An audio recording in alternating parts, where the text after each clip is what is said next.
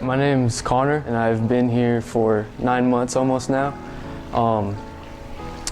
I had a really good childhood. I was kind of a troublemaker, and I would do a lot of like stupid little things as like in elementary school. Like I remember one time, what made my parents realize that I was going to be probably a trouble kid was I took off from school with one of my friends when I was in 2nd grade, and they got all scared about it, and it was a big ordeal.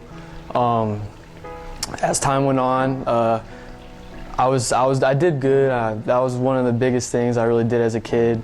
Then when I was like 9 years old, I moved I live in Arizona, and I moved from one town there to another town, and the neighborhood there was mostly older kids, so I had a lot of older influences, and I was still pretty young, so I spent most of my time with them, and they were into a lot of bad things. They were into like substance abuse and criminal activity, so I got exposed to that at a young age. Then there came a time while I was around those kids that I actually started to be involved in it. It started off just me being influenced by it, around it, and then I got into it. Then I got to high school, and things got a lot worse. I played sports. Then baseball season started, and I calmed down on that a little bit. And then I got in trouble, and I got kicked off the team, and so that I kind of zero-stated after that, and started messing around again. Then the next year, when I started my other sophomore year, that's when I completely quit sports altogether, and just used drugs, and kind of had that lifestyle for a while. Kicked out of a couple schools. I got kicked out of one school. I went to the other school, didn't care for it, and so my parents begged my other school to let me come back. I went there, and then I messed it up again, so I went back to an alternative school.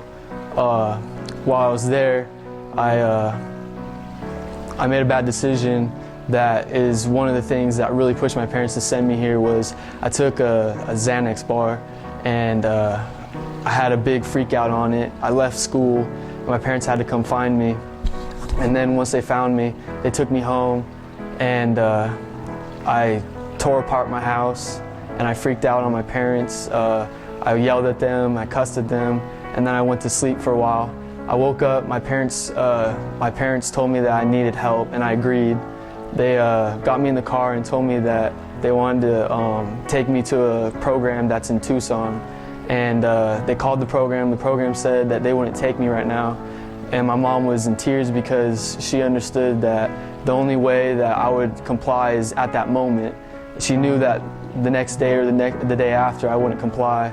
So she was upset about that. And then a couple days later, I ran away from home. And then I had a realization while I was out that my life was going out of control, so I went home, and then my parents made a decision to send me to Liahona. Transporters came and got me, took me to Liahona, and my mindset was I'm gonna fake it till I make it home, pretty much. And I started doing the program. I listened to them. I didn't want to get in trouble. And then there came a time about a couple months into my program that I started to actually make changes and do things right because it was right, not because I wanted anything. And I noticed that my communication with my parents really improved, and I started to gain a spiritual self that I never had. I never like had any foundation of that, or my emotional self. All my aspects of self were just totally messed up. And I started to regain those, and I just realized how much more important other things are in life than what I was doing, and realized how much more important your family is than your friends, because your family's there forever and your friends aren't. And that was the people that I was terrorizing the most, was my family. My feelings are great. Like, me and my family have great communication. I realized that they actually do things they do for me because they actually love me. They're not trying to ruin my life or anything. I used to think that since they wouldn't let me go somewhere or do something, it was because they were trying to like make me miserable or something. Like, I had all these distorted thoughts about it. And then I realized that the reason they do that kind of stuff is because they love me and they don't want me going down the wrong path and ruining my life. The good thing about Liahona is there's no like cliques or anything. Like, everyone wears the same clothes, we all have the same haircut. There's all kinds of kids there for different problems. You know, there's kids that just had behavior problems, there's kids that had substance problems, there are all kinds of issues.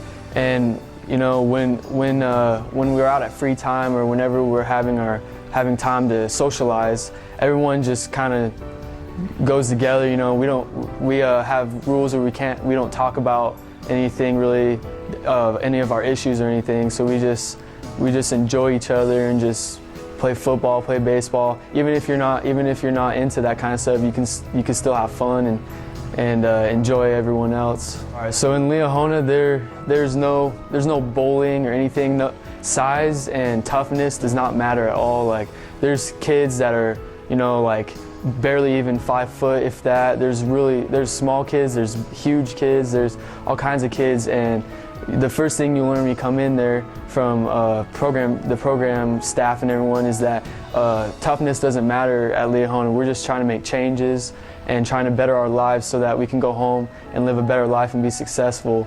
And being tough and being the alpha male or whatever, it doesn't even matter in Liahona at all. And there's no bullying, there's no tolerance for that at all. All the staff members at Liahona every single one of them has helped me in a way. My therapist the most, program director also one of the most, but everyone has taught me something. I've learned from all the kids and everything. I've gained a lot of perspective at Liahona. That's one of the things I lacked when I was at home, was perspective, and I've gained a lot of perspective, and it made me want to experience more things in life than what I was experiencing. I was always closed-minded, and I have plans when I get home to move around, and I've actually made a decision that I want to go into the service.